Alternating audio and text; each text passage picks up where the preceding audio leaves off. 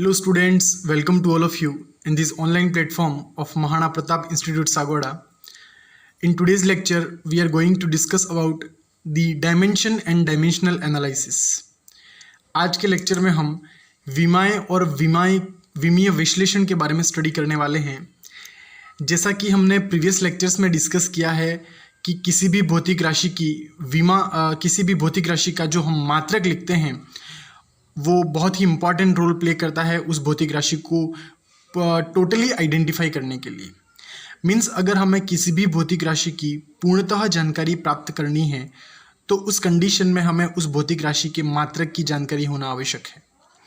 जैसे कि हम बात करें लंबाई की बात कर लें, लंबाई एक भौतिक राशि है और अगर हम लंबाई का मात्रक लिखें तो लंबाई का जो मात्रक होता है वो होता है हमारा मीटर।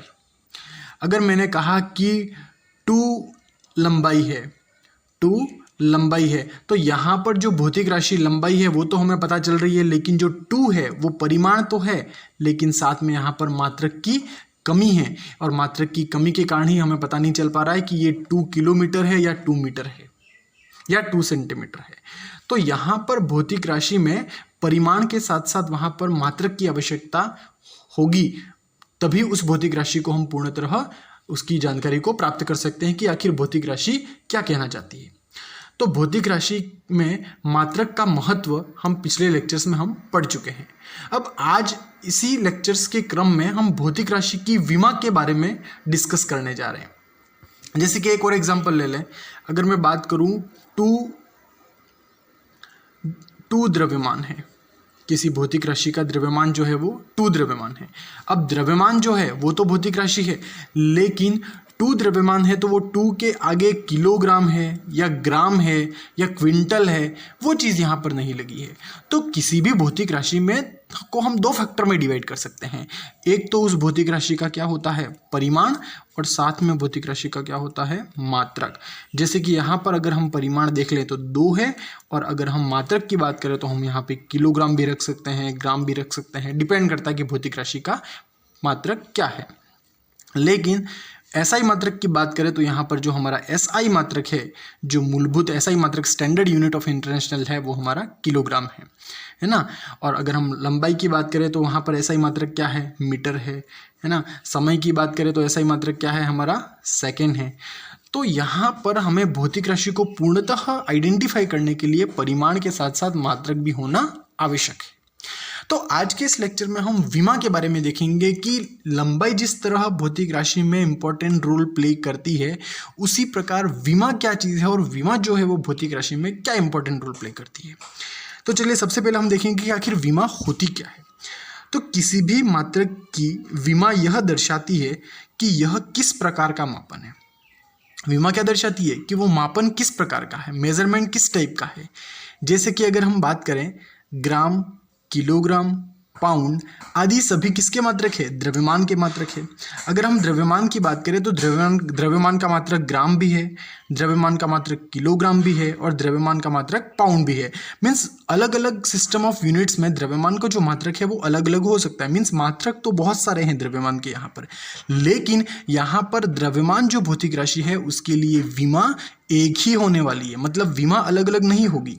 देखो यहाँ पर द्रव्यमान जो हमारी भौतिक राशि है उसके 3 मात्रक बताए यहाँ पे। ग्राम भी द्रव्यमान का मात्रक है, किलोग्राम भी द्रव्यमान का मात्रक है और पाउंड भी द्रव्यमान का मात्रक है। लेकिन अलग अलग मात्रक है, लेकिन सभी मात्रक केवल द्रव्यमान के लिए उपयोग किया जाता है। ऐसा नहीं है कि पाउंड है वो समय के लिए उपयोग किया जाता है, किलोग्राम है वो समय के लिए उपयोग किया जाता है, ऐसा तो है नहीं। ये तीनों जो हमारे मात्रक है वो द्रव्यमान भौतिक राशि के लिए उपयोग किए जाते हैं, लेकिन इनके द्रव्यमान के लिए जो विमा होगी वो सबकी समान ही होगी। मीन्स द्रव्यमान के लिए विमा तो एक ही होगी, इसके मात्रक भले ही हमारे यहाँ पर 3 हैं, डिफरेंट यहाँ पे यूनिट्स है, लेकिन इसकी जो विमा है, इसकी जो डायमेंशन है वो तो एक ही होगी।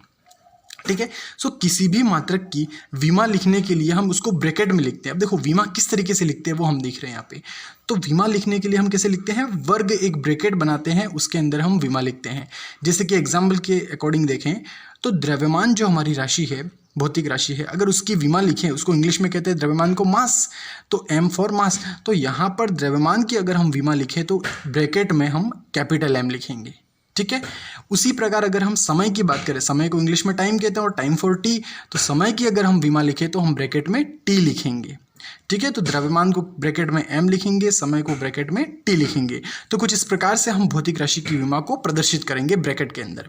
और जैसा कि हम पिछले टॉपिक्स में पढ़ चुके हैं कि द्रव्यमान, लंबाई, समय, विद्युत धारा, ताप आदि जो राशियां हैं हमारी, तो उनको मूल राशियों में हमने शामिल किया गया है। ये सब मूल राशियां हैं और इनके मात्रकों की सहायता से कुछ व्युत्पन्न जो राशियां हैं, है ना, वेग है, त्वरण है, वो हमारी व्युत्पन्न राशियां हैं। तो व्युत्पन्न जो राशियां हैं उनकी विमा को हम इन मूल राशियों की सहायता से लिखेंगे। तो मूल राशियां कौन सी हैं हमारी? द्रव्यमान, लंबाई, समय, विद्युत धारा, ताप। इन मूल राशियों की सहायता से हम व्युत्पन्न राशियों के विमाओं को लिखेंगे। जैसे कि हम यहाँ देख लें तो हमारा द्रव्यमान की हम अगर विमा लिखें तो ब्रैकेट में एम लिखेंगे, लंबाई के लिखेंगे तो लंबाई फॉर लेंथ, तो लेंथ के लिए एल लिखेंगे, समय के लिए टाइम, टाइम फॉर टी, तो समय के लिए टी में हम विमा लिखेंगे। ठीक है, अब चलो हम एक एग्जांपल लेते हैं कि सपोज करो हमें क्षेत्रफल की विमा ज्ञात करनी है। क्षेत्रफल मीन्स एरिया की विमा ज्ञात करनी है। अब एरिया की विमा ज्ञात करने के लिए सबसे पहले हमें एरिया का मात्रक पता होना चाहिए। तो यहाँ पर क्वेश्चन ये है कि हमें क्षेत्रफल की विमा ज्ञात करनी है, डायमेंशन ज्ञात करनी है। तो देखो, अगर हमें किसी भी भौतिक राशि की विमा ज्ञात करनी हो तो सबसे पहले हमें उस भौतिक राशि का मात्रक पता होना चाहिए। और अगर हमें मात्रक पता है तो मात्रक की सहायता से हम उसकी विमा को लिख सकते हैं। तो यहाँ पर जो क्षेत्रफल है उसको हम लंबाई गुणी चौड़ाई कहते हैं, है ना, लंबाई गुणा चौड़ाई कहते हैं। मीन्स चौड़ाई भी क्या है? लेंथ ही है ना। तो देखो, लेंथ मल्टीप्लाई लेंथ, यहाँ पर हम क्या कह सकते हैं? इसको लिख सकते हैं लेंथ मल्टीप्लाई लेंथ, है ना, लेंथ मल्टीप्लाई लेंथ।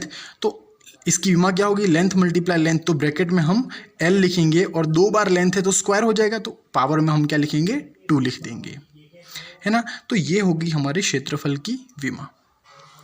और इसके अलावा हम क्षेत्रफल की विमा को एक और तरीके से भी लिख सकते हैं कि अगर हम जनरल फॉर्मूला देखें विमा लिखने का, तो विमा लिखने का जनरल जो फॉर्मूला है वो हम कुछ इस तरीके से लिखते हैं, एम एल टी। तो यहाँ पर एम की पावर ए, एल की पावर बी एंड टी की पावर सी। अगर एग्जाम में क्वेश्चन पूछे कि विमा लिखने का जो जनरल फॉर्मूला है वो लिखो, है ना, तो जनरल फॉर्मूला हम लिखेंगे M power A, L power B and T power C. तो यहाँ पर एम क्या है हमारा? मास, एल क्या है? लेंथ और टी क्या है? टाइम। ठीक है, मास मतलब द्रव्यमान, एल लंबाई, लेंथ मतलब लंबाई, टी टाइम मीन्स समय। और ये जो ए बी सी है वो द्रव्यमान, लंबाई और समय की घात हैं, पावर्स हैं इनकी।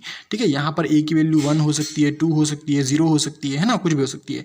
तो हम इस तरीके से भी एग्जाम में विमा लिख सकते हैं। तो अगर हम इस फॉर्म में अगर विमा लिखें तो यहाँ पर अगर हम क्षेत्रफल की विमा को लिखें तो कुछ इस तरीके से लिख सकते हैं कि एम एल टी। अब देखो, क्षेत्रफल में उसका जो मात्रक है वो मीटर स्क्वायर है। मात्रक क्या है? Metre square. अब मीटर स्क्वायर के अकॉर्डिंग देखें तो यहाँ पर लेंथ के ऊपर तो 2 आ जाएगा क्योंकि 2 बार है लेंथ, लेंथ मल्टीप्लाई लेंथ। अब देखो, यहाँ पर लेंथ मीटर स्क्वायर फॉर्मूला में कहीं मास आ रहा है, क्षेत्रफल में कहीं मास आ रहा है? नहीं आ रहा, तो मास के ऊपर क्या कर देंगे? 0 कर देंगे। समय की बात कहीं हो रही है यहाँ पे? नहीं हो रही है, तो समय के ऊपर भी क्या कर देंगे? 0 कर देंगे। तो लंबाई की विमा हमारा क्षेत्रफल की विमा एल की पावर 2 या फिर m0 l2 t0 भी लिख सकते हैं हम।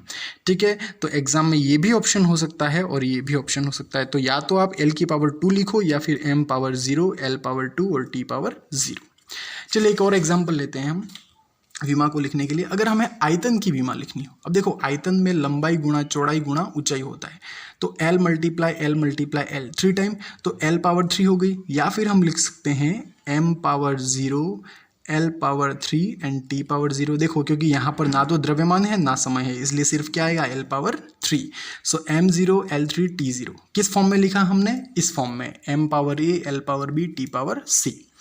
ठीक है, अब हम नेक्स्ट एक और एग्जांपल लेते हैं। अगर हमें घनत्व जो हमारी भौतिक राशि है उसकी विमा निकालनी है, तो सबसे पहले हमें घनत्व क्या होता है वो हमें पता होना चाहिए। तो घनत्व जो हमारा होता है वो एकांक आयतन में उपस्थित द्रव्यमान। सो द्रव्यमान अपॉन आयतन इसका फॉर्मूला होता है। ठीक है, तो द्रव्यमान को हम किससे लिखते हैं? m से लिख सकते हैं।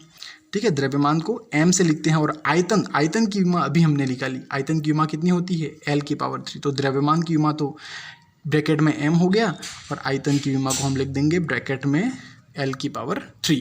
तो ये हो गया हमारे घनत्व की विमा, कुछ इस प्रकार से, है ना। अब इस विमा को हम अगर इस जनरल फॉर्म में लिखें तो कुछ इस तरीके से लिख सकते हैं, m पावर, देखो m की पावर कुछ भी नहीं है, मीन्स क्या 1।